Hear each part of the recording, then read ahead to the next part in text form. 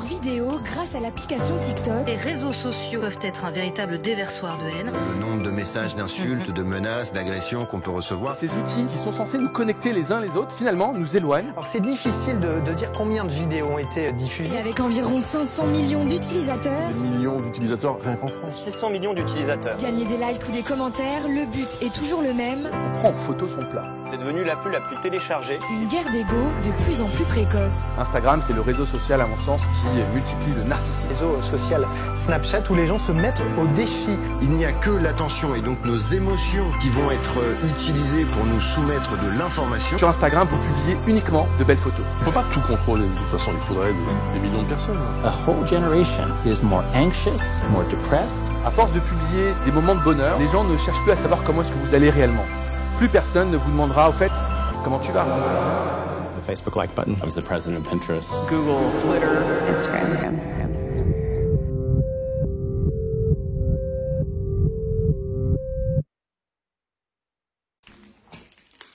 Bonjour. Attendez parce que j'ai faim. J'ai faim parce que je suis au régime. Est-ce qu'on s'en fout? Bonjour à tous. La Story est de retour. Pas de jingle, vous avez déjà eu une introduction, donc je vous fais pas chier avec ça, on va commencer direct. Mais en tout cas, je suis très contente d'être là. Ça me fait bizarre parce que bon, bah je parle toute seule à mon téléphone. Ça faisait un an que j'avais pas fait ça. Comme vous l'avez vu dans l'introduction, excusez-moi. Aujourd'hui, on va parler des réseaux sociaux. Voilà, le chat, je vous le présenterai plus tard. Je me suis dit que c'était la bonne manière pour revenir que de mettre les choses à plat sur la manière dont je voyais les choses. Ma vision des choses a beaucoup changé depuis que j'ai arrêté. Donc j'ai arrêté YouTube il y a un an à peu près. Pas à peu près. Pour plusieurs raisons. La première raison, alors paradoxalement on était pendant le confinement. Je me suis dit les gens vont se faire chier chez eux. Je vais sortir là les vidéos comme ça va les divertir et tout. Juste avant j'étais partie à Montréal d'ailleurs. Allez voir les vlogs de Montréal, ils sont hyper chouettes. Oui, je reprends les pubs. Je reprends les pubs. Comment on fait vivre la Story? Sinon on ne peut pas. Donc je me suis dit je vais faire là les vidéos et tout. J'ai fait une ou deux vidéos et j'ai arrêté. D'abord c'est parce que j'avais pas le temps et ensuite c'est parce que j'avais plus envie, genre j'avais plus d'idées. Les blagues ça va 5 minutes mais voilà quoi. Et aussi parce que je me retrouvais plus trop dans le délire quoi. Vous voyez tout le monde un peu commencer à faire des trucs de ouf et tout et moi je me sentais plutôt à reculons donc je me suis dit ça sert à rien que je continue autant que j'arrête. Donc j'ai arrêté et je suis de retour. Comme quoi il y a que les cons qui changent pas la vie. Du coup pendant cette année beaucoup de choses se sont passées et ben moi pendant que les réseaux sociaux prenaient de l'ampleur, moi je désemplais. Je ne sais pas comment vous voulez dire mais moi je disparaissais au fur et à mesure. Et je me suis dit que ce serait important que dans cette vidéo je vous explique quelle était ma manière de voir les choses pour déjà revenir sur des bases saines sur ma chaîne YouTube et aussi sur mon Instagram et pour débattre avec vous. Donc n'hésitez pas à me dire dans les commentaires vous ce que vous en pensez. Je mange un morceau.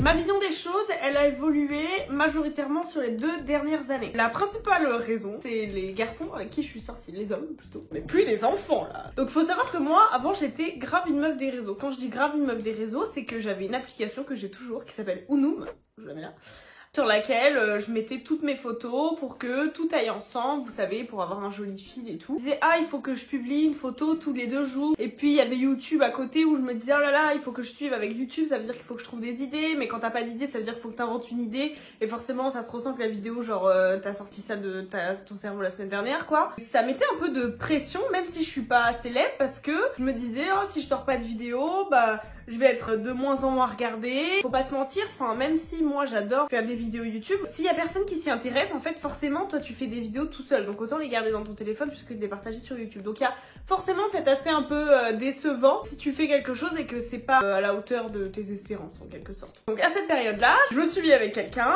Lui, il était pas trop sur les réseaux. Il m'encourageait vachement, il me prenait en photo, il me donnait des petits conseils et tout. Enfin, il était vachement derrière moi. Il me motivait de ouf. Par contre, il avait pas cette vision-là des choses de partager tout le temps sa vie sur les réseaux, machin. Genre, je partais trop du principe que partager ma vie sur les réseaux la rendait encore mieux. T'as capté? Il y a eu plusieurs événements qui m'ont fait un peu cogiter où par exemple on était à des endroits et il me disait vas-y c'est bon t'as fait ta photo et maintenant viens on profite tous les deux. Et c'est vrai que sur le coup je me suis dit putain il est relou lui, ça me fait plaisir, c'est quoi ton problème? Et un jour on est parti à l'étranger pour un week-end et je me suis dit ah c'est trop cool, je vais pouvoir tout partager sur les réseaux. Genre j'étais trop contente de partir avec mon amoureux Mais à la fois j'étais trop contente parce que j'allais pouvoir partager sur les réseaux et mentez pas derrière votre écran qu'il y en a plein qui pensent comme ça. Genre il y en a plein qui cherchent des lieux pour voyager qui sont instagrammables. Genre si c'est pas beau mais que c'est sympa, vite fait parce que du coup je peux pas partager sur les réseaux. C'est comme ça la vie maintenant, faut pas se mentir. Et donc quand on est parti, les premières minutes arrivées là-bas quoi, il m'a dit non en fait je veux pas que tu partages sur les réseaux. Là c'est un moment pour nous deux. Pardon, oui, je se lave. C'est juste que là, c'est un moment pour nous deux et j'ai envie qu'on profite tous les deux et j'ai pas envie que tu mettes ça sur les réseaux, quoi. Du coup, là, en fond, là, c'est sympa. Tu fais la vidéo avec moi, c'est ça, Kayem? Ok.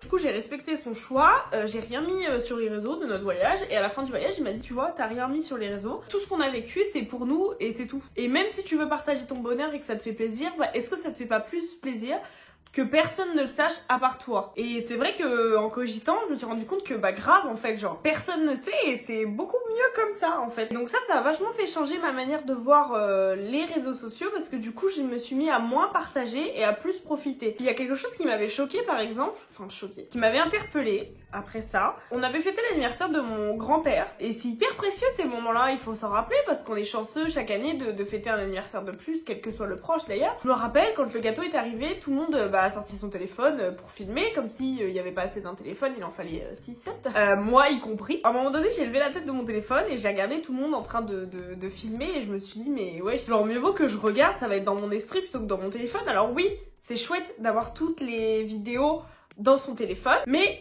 c'est aussi chouette de les avoir dans notre cœur plutôt que dans notre téléphone. Et du coup, maintenant, c'est vrai que je prends moins en photo et je profite un peu plus du moment. Et je pense que c'est hyper important. Après, je me suis séparée de cette personne-là et quand je me suis remis en couple, je me suis mis avec quelqu'un qui était pas du tout sur les réseaux. Qui avait pas du tout cette mentalité-là, les stories et tout. Oh là là! Pas du tout. Moi, à côté de ça, de ouf. Même si je partage plus, j'étais toujours de ouf sur les réseaux. Du coup, je me demandais, est-ce que je partage des moments à nous sur les réseaux ou pas? Et en fait, j'en suis venue à me dire que bah non. En fait, je me suis rendu compte qu'il y a des moments que je veux garder pour moi et il y a des moments que je veux partager. Parce qu'il y a personne après qui va aller me dire ouais, vous êtes allés au resto, c'était trop mignon. Ouais, ok, ouais, c'était juste nous deux, genre. J'ai pas envie que tu saches que c'était trop mignon. Genre, moi, je le sais, lui, il le sait. C'est à nous. Ah, j'ai un truc dans l'œil! Donc comme je vous disais, moi j'avais une application sur laquelle je mettais tout pour que ce soit joli. La manière dont je publie sur les réseaux, c'est à la fois artistique et à la fois c'était malsain. Pourquoi c'était malsain? Parce qu'on va pas se mentir, comme je disais tout à l'heure, maintenant il y a le mot instagrammable. Et maintenant on poste une photo et en fait si elle a pas de j'aime, c'est pas intéressant. Et c'est bien pour ça qu'il y a les j'aime sur Instagram. S'il y avait pas, si tout le monde s'en va de ta photo, bah pourquoi tu vas la mettre? Tout le monde s'en va. Donc tu mets pas les choses pour toi, tu mets les choses pour que les autres les voient et apprécient et te fassent des compliments. Et ça je trouve ça malsain, mais c'est grave la société dans laquelle on est de toute façon et la manière dont a évolué Instagram. Moi je me rappelle qu'au tout début quand Instagram est sorti, quand j'ai créé mon compte, je l'ai créé comme parce que tout le monde crée son compte, donc j'ai créé mon compte. Au début je me suis dit mais je vais mettre quoi? Tout le monde s'en fout de mes photos. Genre pourquoi les photos qui sont dans mon téléphone je vais aller les publier? Et en fait après tu te prends dans l'engrenage, c'est-à-dire qu'après tu postes une photo, elle a 5 j'aime et tu vois que ton pote il y en a 10 et tu te dis wesh, pourquoi lui on préfère sa photo à la mienne? Ok, bah je vais faire une photo mieux et tout. Et là on est tombé dans ce cercle là du je fais des photos pour que les gens aiment et pas pour que moi j'aime. Du coup je me suis dit que ce serait mieux que je change un peu ma manière de voir les choses et la manière de poster, que je me prenne moins la tête sur le nombre de j'aime que je vais avoir et ce que ça va plaire. Moi j'adore la photographie. J'adore la photographie et la vidéo. Voilà, je partage des choses, oui, pour que ça plaise aux gens, pas forcément que ce soit moi qui soit agréable à regarder, mais que ce que je poste soit agréable à regarder. Je sais pas si vous avez compris ce changement de cap. Ça, je pense que ça passe par simplifier un peu son contenu. Que ce soit sur YouTube ou sur Instagram, on a tendance à faire soit du putaclic sur YouTube. Ça se fait plus trop maintenant, c'est vachement mal vu. Il y a un peu de putaclic d'ailleurs sur Instagram, sur les reels. Et pourquoi je disais ça? Merde, j'ai oublié. Oui, il y a 2 jours en regardant la vidéo de Coucou les girls sur sa grossesse, sur ses 6 mois, par curiosité parce que j'aime beaucoup son contenu, je la trouve très drôle. J'ai regardé, il y avait rien. Pas de sel, pas de poivre, pas de cube de cubord, rien. Herbe de Provence, oignon, rien du tout. Pas de zoom, pas de musique derrière, triste ou drôle. Rien, très simple. Et c'était hyper agréable à regarder. C'était détente, c'était... on n'était pas là agrippé, reste sur la vidéo. Tu sais, le zoom c'est un peu ça, c'est genre ah là là, attends, il y a de l'action, faut que tu restes sur la vidéo. Et je dis pas que c'est mal parce que moi aussi je l'ai fait, mais il y a une manière de le faire, je pense. Encore une fois, pour la durée de visionnage et pour l'esthétique. Je prends l'exemple de Lena Situation par exemple. Son contenu est dynamique, mais c'est esthétique. C'est pour que la vidéo soit sympa à regarder et pas pour qu'on ait envie de rester plus longtemps. Et donc cette vidéo, je l'ai trouvée grave agréable à regarder et je me suis dit, il faut que je simplifie mon contenu. Parce que c'est vrai que du coup, moi, je reviens sur YouTube, mais avant de revenir, je me suis vachement remis en question. Je disais tout à l'heure à un pote que, en fait, YouTube, ça doit s'assumer tous les jours. Parce que tous les jours, quand tu dis à quelqu'un que t'as une chaîne YouTube, il y a un espèce de rictus. De toute façon, t'es pas aussi populaire que les autres, donc tu fais ça, mais c'est un peu nul. C'est pour te faire regarder. Qu'est-ce que tu peux bien raconter? Il y a toujours du jugement sur le fait que t'aies une chaîne YouTube, alors que bon, personne, moi si je du partage, c'est pour rigoler. Du coup, je me suis remis en question sur la manière dont je fais mon contenu, parce que c'est vrai qu'on se laisse un peu prendre dans un engrenage. Ah, j'ai fait 100 vues, faudrait que j'en fasse plus, ou ma durée de visionnage, elle est pas énorme, pour que je l'augmente, il faudrait que je mette plus de zoom, plus de dynamisme sur ma vidéo, ou non, peut-être qu'il faut juste qu'elle soit plus intéressante, c'est tout. Genre. Et il y a un dernier point que je voulais vous partager, c'est l'aspect financier. Parce qu'il faut pas se mentir, comme je disais dans l'extrait, ce sont des entreprises qui sont là pour faire de l'argent sur notre dos. Voilà, c'est comme ça. J'ai entendu plein de gens dire ouais, c'est pas normal, je suis allée voir une paire de chaussures et puis quand je retournais sur Instagram, on me propose maintenant que des paires de chaussures. Oui, ça s'appelle les cookies. Il y a un documentaire qui est sorti là-dessus qui s'appelle The Social Network, t'as kiffé mon accent. Il parle de ça justement, de la manière dont les sociétés des réseaux sociaux se font de l'argent sur votre dos et la manière dont on ne s'en rend pas compte. Et ce documentaire ne m'a pas gênée parce que c'est purement la vérité, et rien que la vérité, axé sur les gens qui ne s'en rendent pas compte. Et moi je trouve ça hyper dommage parce que moi personnellement je le sais. Par exemple, hier soir je suis allée voir pour m'acheter une housse de couette. Et quand je suis allée sur Instagram ce matin, qu'est-ce que je vois en sponsorisé?